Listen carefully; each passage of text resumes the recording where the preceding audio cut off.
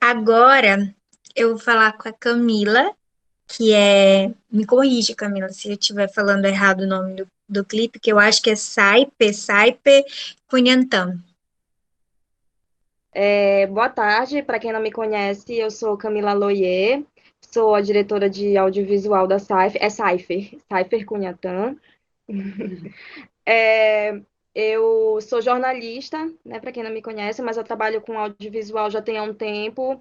Sou cofundadora do Ditok Studio, junto com o Daniel PS, que é o meu companheiro, e que foi por onde nós produzimos essa Cypher também, em parceria com a Ana Lúcia, que é uma produtora também, daqui de Belém, que trabalha com rap. E nós duas tivemos essa ideia. Na verdade, eu tenho um projeto que o nome é No Verso Delas, que é um projeto para produção de videoclipes, documentários de mulheres do rap daqui de Belém. Já tem mais ou menos uns 3, 4 anos. E eu sempre tive vontade de fazer uma cypher só com mulheres. E aí eu conheci a Ana, né, ano passado, e a gente trocou essa ideia. Ela também já trabalha há muito tempo com produção audiovisual também. E aí a gente resolveu juntar forças, né, para fazer essa produção, porque a gente trabalha de forma muito independente, né? E então a gente vai fazendo as coisas no nosso tempo, quando tem verba, né? Vai fazendo tudo muito aos trancos e barrancos do jeito que dá. E então eu conversei com a Ana sobre essa possibilidade de a gente fazer essa cyber e a gente foi pensando nos nomes, né? Aí surgiu os nomes das meninas, né, que participam, que é a Anastácia Marchelli, a MC Beata, a MC Ira, a Ruth Clark, que está aqui, vai falar daqui a pouquinho também, e a Dama Dick. Então, é isso, eu tô muito agradecida de estar aqui, de vocês estarem abrindo esse espaço, porque a gente trabalha com produção de videoclipe, que às vezes é um pouco menosprezado, né? Não é muito comum ter videoclipe em festivais de cinema, então a gente fica muito feliz quando tem essa abertura. Oi, tudo bem? Então vamos lá. Eu gostei muito do clipe, que tem muito essa questão da representatividade. Eu gostei muito, que foi bem abordado, assim, tipo, na questão da letra, que fala muito sobre essa coisa da região, né? Essa representatividade de mulheres pretas, mulheres LGBT. A câmera vem andando de, né, filmando as cantoras de frente e pega num plano assim um pouco mais baixo e isso dá uma vanglorizada na cantora, né? Tipo, engrandece elas e aí parece que essa fica uma coisa mais poderosa. E eu achei isso muito legal. Essa produção da Cypher Cunhatã, a gente tentou fazer com que ela tivesse uma produção quase que 100% feminina. Ela só não foi 100% feminina porque teve também a contribuição de algumas outras pessoas que estiveram no apoio, do Daniel, que fez toda a produção musical. Mas a gente tenta dar esse protagonismo para as mulheres, não só que estão cantando, mas eu estou dirigindo, a Ana está produzindo, o figurino também foi feito por mulheres, o beat foi feito pela Bárbara e por mim, e a arte foi feita pela Nil, porque é muito difícil, assim, trabalhar com cinema de alguma forma já é muito diferente, né? Mulheres trabalhando com cinema, então, é outro corre, né? Quando a gente estava produzindo a Cypher, foi início de 2020, quando eu e a Ana começamos a conversar. Ainda não estava rolando a questão da pandemia e tudo mais, né? E aí a gente estava com outra ideia. Só que aí, como eu te falei, a gente trabalha de forma independente, né? A gente também tem nossos outros corres, né? Tem que trabalhar com outras coisas. A gente foi prolongando, prolongando, prolongando e acabou não dando continuidade. E quando a gente começou a conversar de novo sobre a Cypher, já estava rolando lockdown, já estava rolando pandemia, então a gente teve que dar um tempo. E voltou de novo mais ou menos em junho do ano passado, eu acho, a fazer as gravações aqui no de Toca, gravação de voz, e aí a gente estava atrás de uma locação, que no caso foi essa que rolou, que é a Confraria do Fraga. Eles foram super legais com a gente, é um espaço muito bacana lá. E aí é justamente por isso que você sente que são locais diferentes, é porque lá é um local assim maravilhoso para locação, porque são vários ambientes. Tem um bar, tem essa parte que é tipo mais rústica. Então, Se a gente trabalha de forma independente, a gente infelizmente não tem uma grande equipe, né? A gente faz tudo, a gente filma, a gente grava, a gente faz comida, a gente, se precisar, até dirige, faz tudo o que precisar fazer e a gente faz tudo, todas nós. Então, e assim, a gente ainda está, de alguma forma, aprendendo na prática também, né? A fazer as coisas. Tipo, eu dirijo, mas eu também faço a montagem, eu também edito, mas eu também vou aprendendo. As meninas, elas foram escolhidas porque são meninas que se destacam muito aqui em Belém pelo seu trabalho no rap, né? São meninas de bairros diferentes, de vivências diferentes, e que eu sabia que tinham muito a contribuir. Sobre a produção audiovisual, é isso. Eu acho que a Ruth pode falar um pouquinho sobre a questão da letra, né, da música, que se influenciou para ela. bom, a gente, cada uma MC, né, cada uma rapper, elas têm sua vertente diferente. Cada uma tem seu estilo, né? Aí tu música, cada MC fez a sua letra, então cada uma tem sua vivência, porque na verdade as letras foram free, então tipo foi verso livre, cada um escreveu o que sentiu, o que queria escrever. Então tipo a Maíra, ela é mais assim, a ideia dela é mais rústica, sempre do bairro, da periferia, gosta de falar sobre as vivências assim da quebrada, vem todo um contexto.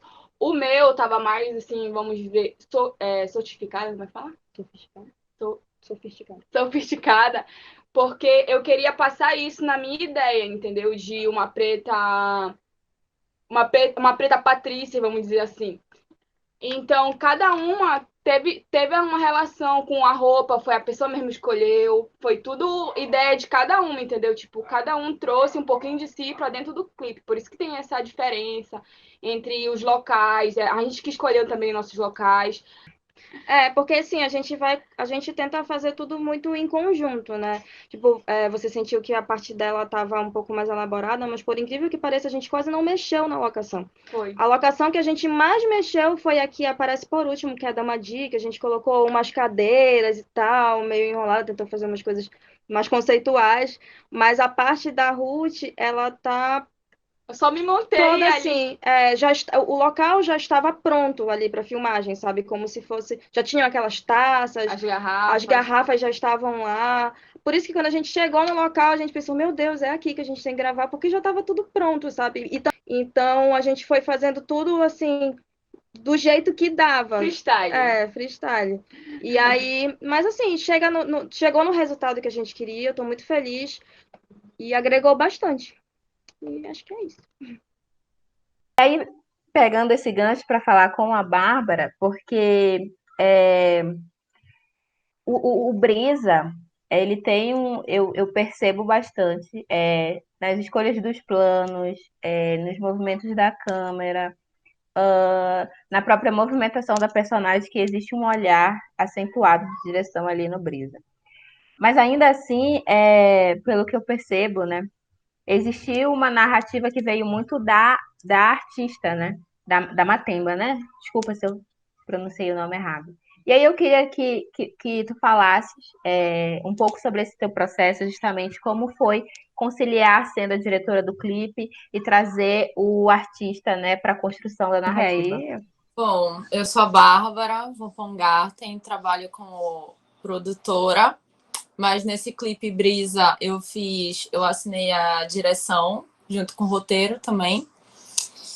Trabalho na produção já faz uns 4 anos. Hoje trabalho tanto no Onça quanto na Alt Produções, quanto na Floresta, que é um lado mais underground da cena eletrônica, da música eletrônica.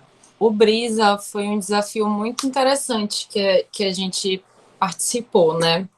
A criação do roteiro era uma ideia realmente da Matemba, quanto falando sobre o empoderamento da mulher negra, né? E os amores. Será que o amor carne realmente vale tanto do que o nosso amor pessoal? E ela me fez essa pergunta quando a gente foi conversar sobre fazer a criação, né, do Brisa. Então, o início de tudo foi eu buscar nela o olhar mais lindo que ela tem, o olhar mais tranquilo e sereno, mas ao mesmo tempo sexy, né? Porque eu acho que também traz um pouco dessa beleza assim do interior dela. Foi bacana porque a gente teve umas ideias assim de roteiro, né? Que casou muito bem com a música, sobre chamar alguém, mais uma pessoa para fazer o amor, né? Que é o Jonathan. E a gente também quis focar muito na direção de arte. Não sei se vocês perceberam, mas a direção de arte era um ponto muito forte do clipe. Foi bem pensado, muito bem planejado, como o clipe inteiro, né? A gente foi para todas as gravações, foram 3 dias de gravações, e todas as gravações a gente foi sabendo o que ia fazer, com o planejamento todo certinho, não passou de horário, e isso foi muito legal. A gente teve uma sensação muito boa, assim, de dever cumprido, porque tudo ocorreu como a gente realmente esperava. E o resultado também ficou incrível. Eu acho que a Matemba, na verdade, ela falou que se sentiu super realizada com tudo, né? Ela falou que era isso realmente que ela queria passar. E isso foi uma das coisas mais importantes de se ouvir, né? Quanto eu, como direção, ouvindo isso, sabendo que ela ficou super feliz com o resultado. Fiquei muito bem também. É bem interessante de observar, e foi foi um exercício que eu procurei fazer, né? Porque analisar obras tão diferentes, tentando usar o mesmo critério, não ia funcionar. Então, foi um exercício mesmo de abrir esta malha e perceber qual era o carro-chefe, né? Qual era o ponto principal de partida que levava a narrativa, e realmente Brisa tem uma direção de arte que sustenta muita coisa, que denuncia as referências, então, né? Tem uma hora que eu gritei Beyoncé! No Brisa a gente tem a Matemba sempre no centro da tela e sempre em tela. E aí eu queria que tu contasse pra gente como foi esse teu processo de direção, porque nesses clipes em que a gente tem muito close, em que a gente tem ela, né, tomando atenção para si dentro do quadro, é muito difícil, né? Porque os mínimos detalhes, tudo ali está muito à mostra, e aí, enfim, né? Como direção, olhar o quadro e rever e fazer mais takes. Aí eu queria que tu contasse pra gente como foi isso. Então, como tu mesmo falou, tu já viu o clipe em várias referências, né, como Beyoncé. Uma outra referência também que a gente teve foi a Ari Lennox. Não sei se vocês já ouviram falar, mas é uma mana de fora, internacional. E justamente era isso, trazer a Matemba para o centro das atenções, mostrando, primeiro de tudo, né, uma apresentação dela. Então a gente quis correr a câmera por todo o corpo dela, dos pés à cabeça, para mostrar mesmo ela, para no início de tudo assim apresentar, né, fazer a apresentação. E a Matemba, ela é muito sexy. Então foi muito fácil assim passar por ela, dirigir ela nesse sentido. Teve até uma das cenas que alguém perguntou assim, mas tu tá se sentindo confortável fazendo isso? Porque era uma cena assim, ela tava mostrando a bunda, batendo na bunda dela e sabe, alguém perguntou assim, mas tu tá se sentindo bem com isso? Aí ela virou e falou assim, acho que tu não me conhece, né?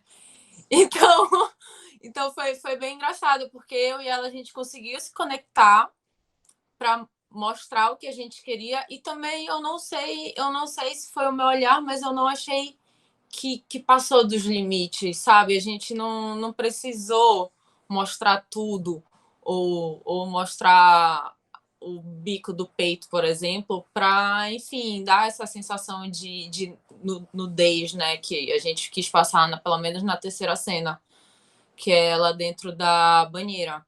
E quando eu falei para ela que eu queria fazer um clipe, eu falei, olha, eu tô na liga do pop, eu quero fazer essas loucuras do pop, porque eu acho isso muito massa. E ela me trouxe uma proposta da música, né? Que é um ritmo assim, mas então tinha tudo a ver, sabe, com pop. Por mais que seja rap, tinha que abraçar esse lado também, visual. Então, boa noite, gente. Boa noite a todo mundo que está assistindo. Eu me chamo Melissandra. Na verdade, esse é o meu nome artístico. Eu me chamo Melissa Gabriela. Artisticamente Melissandra, da Folha 28.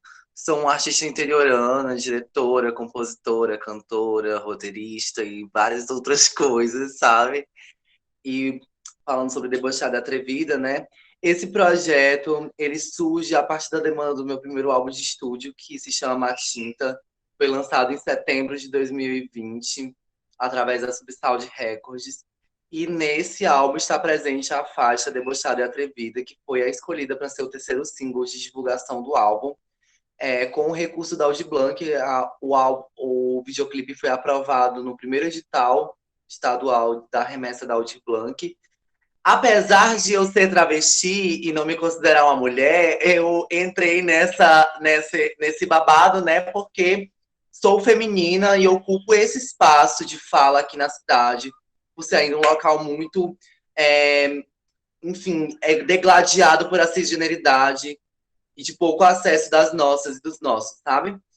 E aí, Debochada e Atrevida é o terceiro single porque é uma música que fala sobre autoestima, sobre autoconfiança, dessa corpa feminina dentro de uma cidade interiorana, que é a realidade de Marabá, a cidade onde eu vivo. Apesar de Marabá ser uma cidade grande, mas ainda assim é um interior no Pará, né?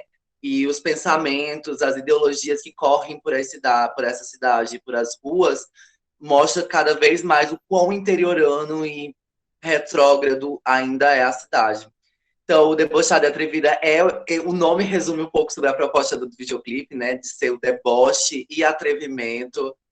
A ideia de ser uma queimada, né? Um jogo de queimada de pessoas afeminadas vem decorrente do fato de já ter esse movimento aqui na cidade, né? Que é um movimento de gaymada, que a galera chama, que é onde pessoas LGBTQIA+, se encontram não só para jogar, mas também para poder trocar experiências, afetos, cuidados, segurança.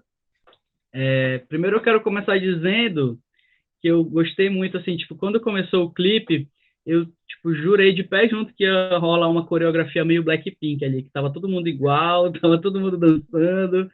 Eu jurei bastante, achei muito legal. Eu acredito, assim, não rolou literalmente uma coreografia total Blackpink, mas eu acredito que tenha tido alguma inspiração ali no K-pop, né? Ou até mesmo Blackpink, alguma coisa assim, né? Eu devo estar viajando muito, mas eu acredito que sim. Mas se rolou, né? Eu queria saber quais foram as inspirações, quais foram as outras inspirações, porque realmente é um clipe muito divertido. Eu sempre costumo dizer que para cada lugar onde eu piso, eu vou ter que preparar um discurso diferente para que se haja a inteligibilidade do que eu estou dizendo, né? Para que a minha palavra, o meu discurso seja entendido por todos que vão me escutar. O lance de ocupar esse lugar da mulheridade dentro do movimento feminista, mesmo não me considerando uma mulher, é muito por o sentido de saber que, como travesti, mesmo não sendo mulher, sou feminina, e reivindico esse meu espaço de feminilidade no meio de tantas mulheridades e tantas variedades de possibilidades e performances femininas, sabe? E isso eu fiz questão de colocar no clipe, principalmente da frase que a Aventura Profana colocou no Twitter ano passado, né? Que o Brasil ama drags e odeia travestis. E o meu clipe, o time oponente do meu é um time de drag queens, né? Um time com drag queens. E aí, no fim, elas acabam perdendo, mas a união existe porque, mesmo entre essas divergências de recortes sociais, como você mesmo falou, né, da vida passabilidade, vai ter muita gente que vai me ler como essa mulher e cada vez mais próximo dentro desse grau binário de mulheridade, né? Mas, ainda assim, eu não acredito na passabilidade porque ela não me torna mulher de fato, sabe? A minha voz vai me denunciar, e não é uma questão de denúncia para mim, porque eu amo, sabe? Eu amo causar o choque mesmo, sabe? Para mim, Essas pessoas, elas acham que, eu enganei elas achando que era uma mulher de verdade, eu vou amar, sabe? Porque é isso mesmo. E as referências do clipe, bem, a gente Debochada e Atrevida é um clipe de transição, né? Fecha o meu primeiro álbum, fecha esse ciclo para poder iniciar um novo ciclo na minha carreira, que é os meus próximos lançamentos. E aí eu comecei a beber de referências do Pop 2000, tanto para o figurino, né, quanto para a coreografia e a estética do casting todo. Então, High School Musical, Rebelde, Meninas Malvadas, As Panteras, foram muito norte, principalmente para o roteiro também, sabe? Para aquela pegada do clipe inicial, quando eu olho para Ravenata chegando, sabe? Essas expressões são bem anos 2000 e eu quis... Gina George, né? Tanto como roteirista quanto diretora, eu quis colocar essas expressões e essa coisa da performance cinematográfica bem marcada no clipe, para além da coreografia, né? Blackpink também foi uma das referências, né, na construção da Maria Chiquinha, dos looks e tudo mais, a Ariana Grande, em Thank You Next, que ela faz uma releitura das Meninas Malvadas e tal, e aí todas essas coisas foi meio que uma mesclagem entre o pop dos anos 2000 e o que tá rolando na contemporaneidade. Só que também tem a referência regional, né? Debochada e Atrevida é um technomelody, a sonoridade musical bebe muito do technomelody e o pop atual.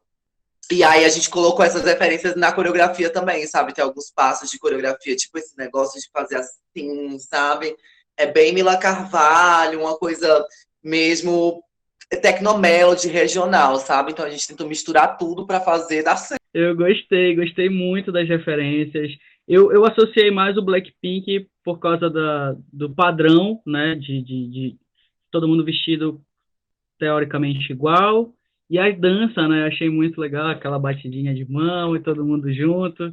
Eu acho muito legal aquele sincronismo, né? Muito, muito legal mesmo. Eu queria saber como é que surgiu a ideia de começar o clipe com um jogo de queimada, né? Porque acabou que esse jogo ele se tornou uma grande representatividade, né? Das manas ali, né?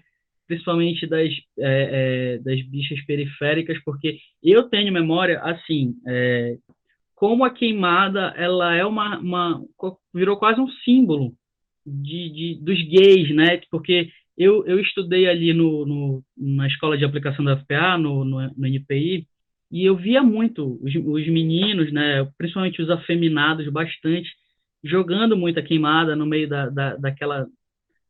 daquele chão de terra batida, até mesmo na escola, o professor de educação física, vamos jogar, não sei o que, aí as meninas adoravam jogar queimada, mas as manas, assim, predominavam, né? E, assim, é muito legal ver, porque, além de virar um símbolo, né, é quase uma cena artística, porque as desenvolturas que vocês têm, não dá para brincar, gente. Vocês fazem, assim, quase um evento de balé ali, com a bola, arremessando, e eu não sou louco de me meter na frente, porque além de vocês fazerem um show dançando com a bola, vocês têm muita força. Então, quando as manas se reuniam para jogar queimada, eu disse, não, vou ficar aqui sentadinho, eu vou só assistir. Então, eu queria saber de onde surgiu essa ideia, porque realmente foi uma sacada de gênio, né? Então, eu já tinha dito anteriormente, a queimada ela é uma coisa cultural daqui da cidade, né? Eu acho que não só na cidade, mas na maioria dos lugares do Brasil e tal, rola esse lance mesmo da identificação do público LGBT com a queimada. Eu mesma, particularmente, quando eu era menor, né, eu escolhi a queimada ou xadrez como minha opção de esporte, porque, enfim, né, não sei jogar, detesto fazer esforço. E na queimada era aquele bafo, né? Assim que eu era queimada, eu ia lá pra trás e só ficava dando close, sendo linda. E essa é uma coisa que acontece, tipo, o que a gente filmou pro clipe nada mais é do que o espelho da realidade, do que já acontece nos jogos que elas fazem aqui, sabe? É muito balé mesmo, é se jogar, é rosto, é face, é tudo um carão. Pra queimar alguém tem que dar uma estrelinha, um espacato, sabe? É um show mesmo. É como se fosse um High School Musical, aquela cena que o Zac Efron tá lá jogando basquete e aí pra cantar, né? Então, foi essa ótica que a gente também pegou, né? A gente, eu e as minhas múltiplas personalidades, que dirigimos e escrevemos o roteiro. E, assim, é muito desse lance, né? A gente, as pessoas pensadas para o casting, né? Quando eu desenhei os times, tem o time da Ravenata, né? Que é o time das abusadas, e o time das atrevidas, e o time das debochadas, que é o meu. Nos das debochadas, eu preferi escolher mais é o único time que tem mulher cis e que também tem as gays mais padrãozinhas, sabe? Mais beauty queen. E aí, pro time das atrevidas, eu coloquei as drags, né? E as bichas periféricas. Justamente nessa leitura, sabe? Para mim, a minha vivência travesti, eu resumo como um deboche, um puro deboche da cisgeneridade. A minha passagem por as ruas onde eu ando é um deboche, sabe? É um afrontamento com a cisgeneridade.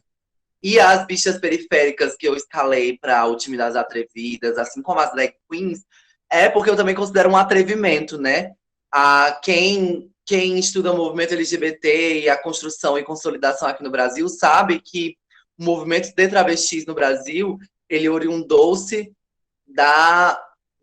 dessa coisa da drag queen, da performance. Era o local que, para nós travestis, era o máximo que nós poderíamos acessar na década de 90 e 80. Era se passar como performistas, como drag queens, para que assim a gente pudesse desenvolver a nossa arte atrelada à nossa identidade de gênero, né? Então também teve essa referência, essa busca em trazer isso para a narrativa do clipe. No fim, o Jogo de Queimada acaba que vira um próprio festival de talentos mesmo, sabe? A partir do momento em que eu sou coroada a Rainha de Marabá e a vencedora do jogo, mas que de uma certa forma une os times, né? Acaba que antes tinham-se dois times, né? Debochadas e atrevidas. E aí esse time se une para virar o time das debochadas e atrevidas. Com isso, o jogo já se torna mesmo uma amostra de talento, sabe? Aquela coisa do show de talento, se jogar mesmo. E aí foi bem interessante gravar essas cenas, porque essa quadra que a gente gravou, ela fica localizada no meio de outras duas quadras, sabe? E aí, no dia da gravação, as outras duas quadras estavam tendo jogos. E aí, o pessoal que estava jogando, ele olhava pra gente e ficava falando, ué, mas é um jogo, é um show de talentos, é o que? É uma dança? O que é isso, entendeu? A gente não consegue entender. E aí, a gente da equipe olhava e falava, você não vai conseguir entender mesmo não, hétero. Mas vai conseguir entender assistindo o resultado final, porque o resultado final do clipe não foi só para o público LGBT, mas essa coisa mesmo das diversas pluralidades e possibilidades de ser feminina, que um homem cis hétero também pode degustar dessa feminilidade, que, enfim, não é uma coisa restrita tanto de mulheres cis quanto de nós travestis ou de drag queens, N formas de se degustar o seu próprio gênero e a sua performance identitária. Né? E eu queria dizer também que, como homem trans, eu fiz questão, porque quando houve a curadoria, aí são vários selecionados, né? E aí perguntaram, gente, vai ter a mediação. Qual vocês querem mediar? Eu já fui o primeiro ali, sair correndo doido, e disse, não, eu quero esse, porque são meus, é da minha comunidade, é o meu local de fala, entendeu? É onde eu vou poder discutir não só o audiovisual, né, a produção, o projeto de vocês, mas também a representatividade e a bandeira, que eu acho extremamente importante, né? Mas a gente vai ficando por aqui. Encerramento, esse bate-papo está muito bom, mas realmente eu preciso encerrar. Eu queria primeiro agradecer, né, cada um de vocês. Muito obrigado não só por participarem da mediação, por entrarem na mostra, né, confiarem no trabalho de vocês, por serem essas pessoas extremamente dedicadas e incríveis, por fazerem essas produções que são importantíssimas, que, por favor, não parem, por mais difícil que seja, por mais problemas que aconteçam, por mais barreiras que apareçam, não parem, porque realmente é muito importante, não só para a gente, da nossa comunidade, mas para a sociedade. A gente precisa estar em constante evolução. Não é de agora, sabe? Se tu for pegar os históricos do cinema, desde 84, que começou a tentativa de introdução do meio LGBT no cinema, e assim, foram passando por vários altos e baixos, estereotipação do homem gay, da mulher sapatão, do travesti que é um palhaço, entendeu? Então teve toda essa problematização desde os primórdios.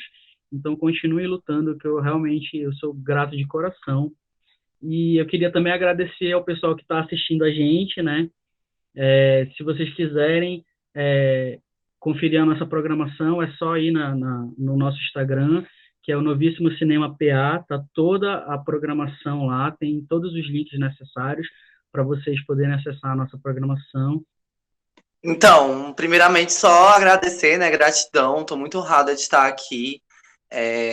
Foi uma conversa, um bate-papo, essa tricotação foi muito importante, acrescenta bastante no dia, faz a gente sair daqui com o coração aquecido, de poder estar debatendo sobre esses assuntos que são muito importantes.